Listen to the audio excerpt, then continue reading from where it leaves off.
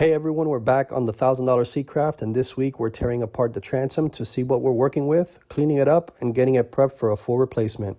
It's the first step for this restoration, so let's get started.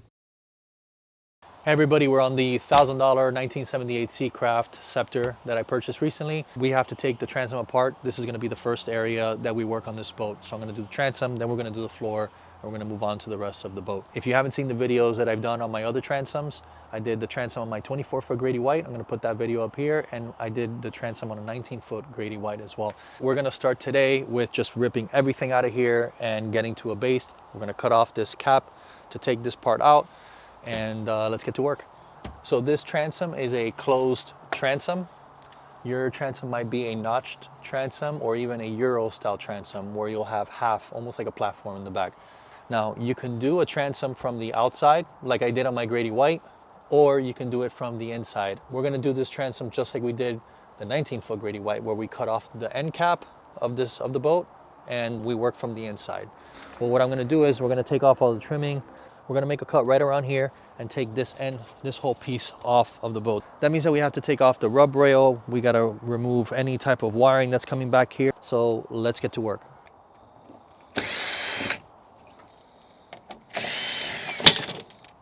Let's set it aside. I may use that trim, I may not. I don't think I am, but we'll see. We gotta take off that rub rail because that's holding the cap and the actual hole together. Some rub rails have an insert like this. I'm gonna have to pull that out to expose the screws that are in there. Yeah, we're gonna have to replace this. It's so stiff, and plus we want to give it a nice look. And when we paint this boat, we're gonna have to paint underneath that rub rail. So let's take the whole thing off. But so for the sake of the transom, you don't have to take off the entire rub rail. You could just take it off up to here. I'm gonna go as far as this. Termites, nasty. It'd be nice if the termites did their job and ate the wood on the entire boat, but to make things easier. But that's all right. Look at that. Oh, that's gross. All right, after you've taken off the rub rail, there's still screws that join the cap and the hole. So we gotta take those out too. These are usually longer and they are flat. So the rub rail fits flat up on there.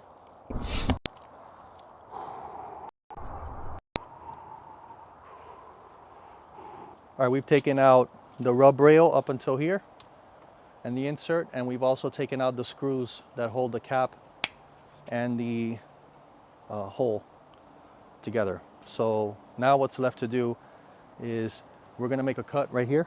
It's gonna come all the way down through this, all the way across, down here, down the middle. I'm gonna do the same thing on the other side, and that's gonna separate this cap up off the hole and the inner liner. Now we're gonna make our first cut, and you can do this with a couple of different tools. You could do it with an angle grinder, you can do it with a handsaw, you can use a jigsaw, but I find that the multi-tool is the best tool to use for this type of job because you have more control over it and the dust is very minimal. You still want to use your PPE. I have my mask just because you don't want to breathe this stuff in, and I have some gloves. So let me get that on and let's start making some cuts. Another thing, when you get one of these blades, you want to try to get one that has a carbide blade. They last a little bit longer. That's what you want, the ones with the carbide blade. They're a little bit more expensive, but they're gonna last. They're not gonna wear out as fast.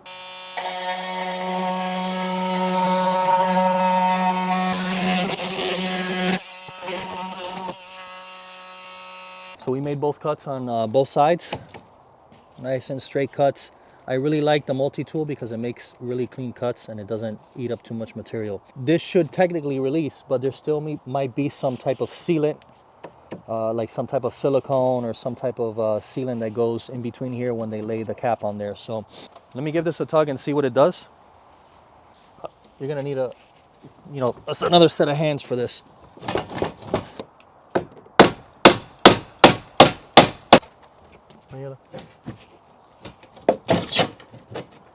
Is it? There we go. Nasty. So this is a good time to inspect the coring material of this piece. It's not rotted or anything like that. And you can also check the coring material here This plywood is still in great condition. It's not rotted, it's still good, so we're gonna close that up. But yeah, it's a good time to check all of this. If any of this is rotted, and it's not, well, we're gonna inspect it later on. Now we're gonna take this off. We're gonna push this off to the side of the boat so we can get a look at the transom.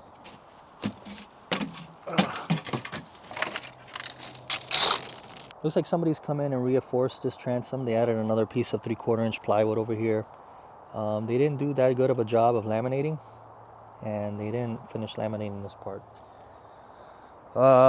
We're gonna cut out all these wires, take out all these wires here, and just clean up and make some space to see what we have. And then I gotta figure out what I'm gonna do with this front piece because it's kind of in the way.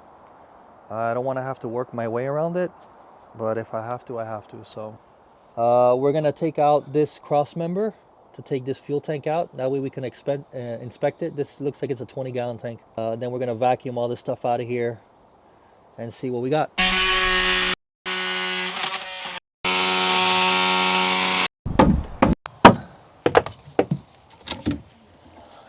Trash.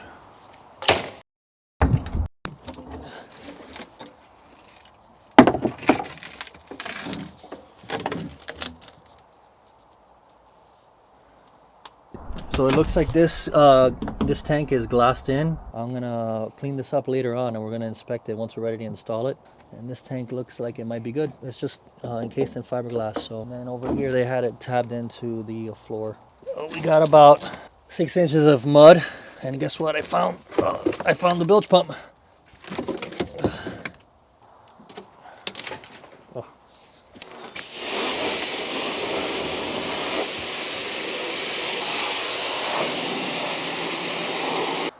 We got about 4 hours in the transom so far, and I'm going to be logging in how much time this whole transom is going to take. So one thing I did notice after cleaning this up a little bit is that the transom is actually empty on the corners. So there's nothing here, and this tow hook actually grips to nothing, and you can see where it's kind of dented in. So all of this is completely rotted, and then we're going to go ahead and come in with we're going to cut all this area all around the side, and hopefully it all comes out in a piece. And we're going to use our oscillating tool, so it's less dust. It's a lot easier of a tool to get in these tight spaces. Make sure you got PPE. Let's do it.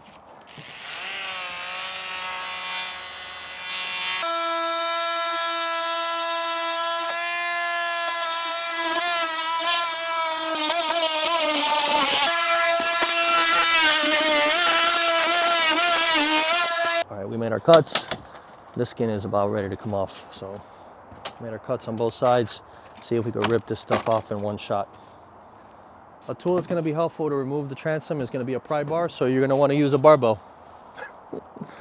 This works pretty good. Just stick that in there and rip this shit out. Like this. Look at this, it went all the way to the bottom. Look.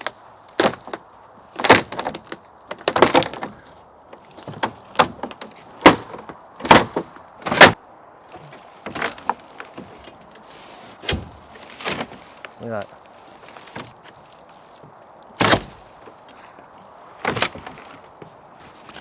We got the first layer out.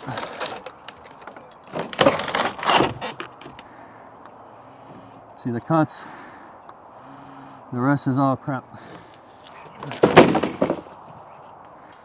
Hold on, because now we gotta go in and I gotta cut the other skin. Look at all that mulch.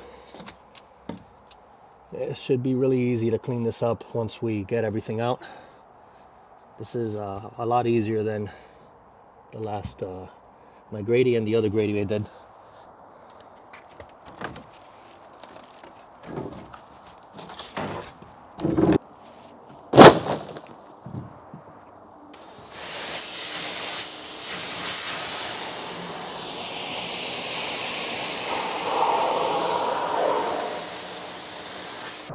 Alright, so we've taken most of the wood out of the transom, as you can see here, and now it's time to do the worst part of this type of job, which is grinding. Grinding is the absolute worst thing. It's very uncomfortable. It can get hot if you're doing this in the summer. Good luck. I've done it in the summer. It's actually cooler now down here in South Florida, so it's like the best time to do it. You're gonna need to be prepared with the right tools to do this. And the first and most important thing is the PPE. You're gonna want something like this, a Tyvek suit. You're gonna want an angle grinder or a grinder like this one. Multi-tools definitely needed. And then you're gonna want the different style sanding aids and multi-tool tips. I bought a couple of these today. This helps you get inside the crevices, and I'm going to try this guy today too. This is a good little to remove grout. It helps you get in the corners, get all that wood out. You're also going to want to wear some loose clothing. This is a 2XL, so you want to use something loose like this, thick. That way the fiberglass gets off of your skin. And some gloves as well. So looking at the transom, I can see somebody, when they added the C drives to this boat and they closed this transom up, because this used to have dual inboard outboards, what they did was they cut here, and you can see where they did a repair. I was wondering what that was, and they painted this. So this is painted. They cut here and they laminated it back together, and they did a crappy job because it started cracking back here. So I'm gonna have to go back underneath here when we're done and fix that. Same thing on this side. I'm gonna fill that up and make it look nice. But another great tool is a Milwaukee scraper blade with a sawzall or a reciprocating saw, and really chop down at that wood. I did that on the other video. I'll post a link up here so you guys can see that. And we want it clean. We want to get to bare glass. You want yourself a nice pry bar like this one. This makes things a whole lot easier just to break things through. This is heavy duty. Another safety, you're going to want to have some ear protection, because this stuff is really bad for your ears. It's very loud. Alright, let's make these cuts.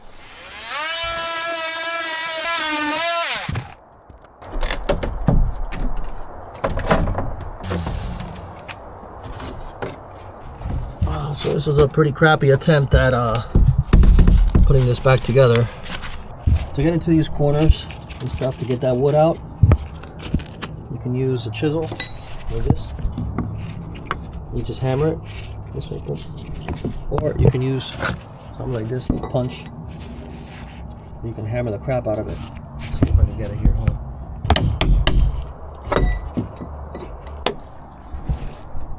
All right, clean those out. Let's try to take out these big chunks. Alright, so I cut a hole to see what's up with these stringers since it was open, and sure enough, we got water. So we gotta dig all that crap out. And then I gotta re-laminate that. Alright, we're gonna start grinding out the transom. Alright, we're gonna use the grinder, and we got a brand new 36 grit flap disc that we're gonna use. Should take off the stuff fairly easy.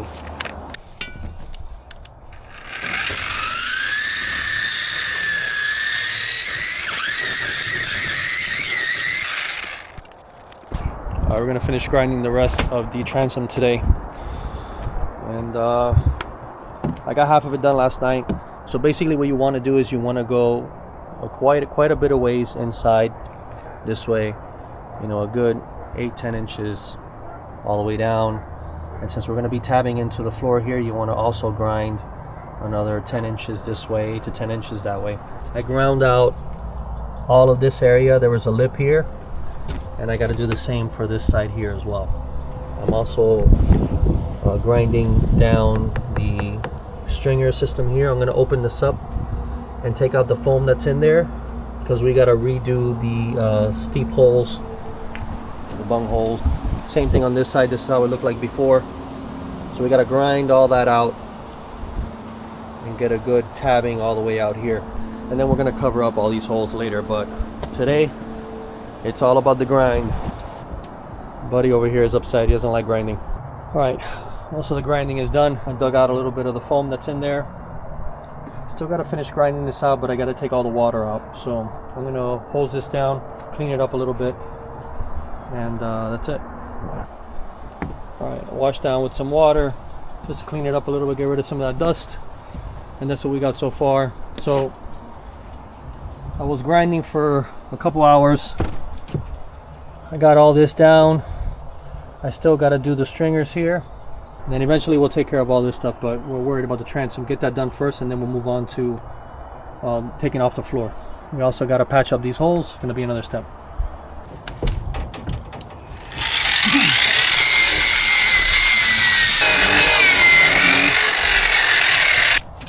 All this area.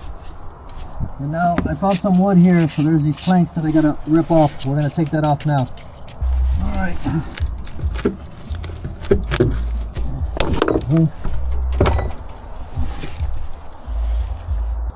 We got everything ground out, and this is ready for the transom. Went back about, almost a foot over here, like about 8 inches that way, but I wanted to grind all this out.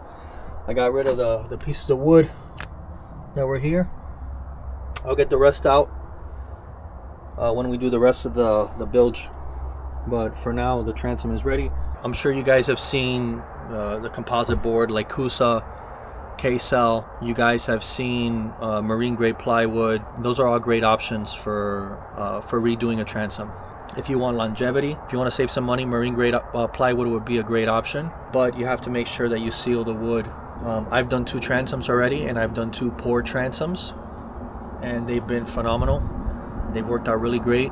It's a very great option for a DIY person, because you don't have to worry about laying out a whole piece of marine grade plywood, 2 3/4 inch plywoods, laminating together and making sure you get a good bond to this back skin. If you don't get a good bond to the back skin, you have a compromised transom. If you noticed, obviously we don't have a skin here, because we have this outer glass, then we have the core material, and then the outside skin. We don't have that skin because I tore it up. What I'm going to do is, talking to Laz from FGCI, is we're going to use a 1/2 inch piece of K-cell to composite board, and we're going to lay out the skin in here, and we're going to lay it out right about here.